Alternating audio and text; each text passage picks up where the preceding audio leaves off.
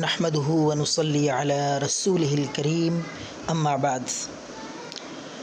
ناظرین، رمضان المبارک کا بہت ہی عظیم الشان اور بابرکت مہینہ رمضان المبارک کے آخری عشرے کی ایک بہت ہی اہم اور بڑی ہی عظیم الشان عبادت وہ ہے اعتکاف۔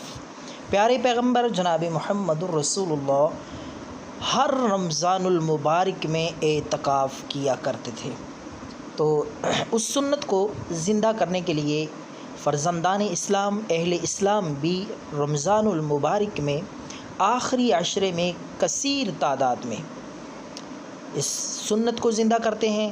تو بات کرتے ہیں اس کی فضیلت کی کہ اللہ سبحانہ و تعالیٰ اس اعتکاف والی عبادت پہ کتنا ثواب عطا فرماتے ہیں۔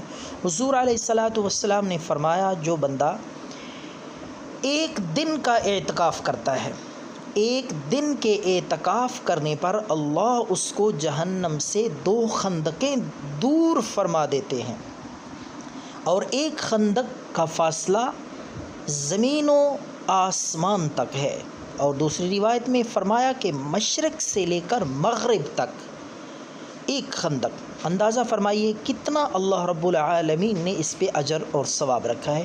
اور اس کے ساتھ ساتھ فرمایا کہ 2 مقبول حج اور 2 عمرے ادا کرنے کا اللہ ثواب عطا فرماتے ہیں معتکف کو، اعتکاف کرنے والے کو۔ اور اس کے ساتھ ساتھ اعتکاف کرنے والے کا ہر عمل عبادت لکھا جاتا ہے۔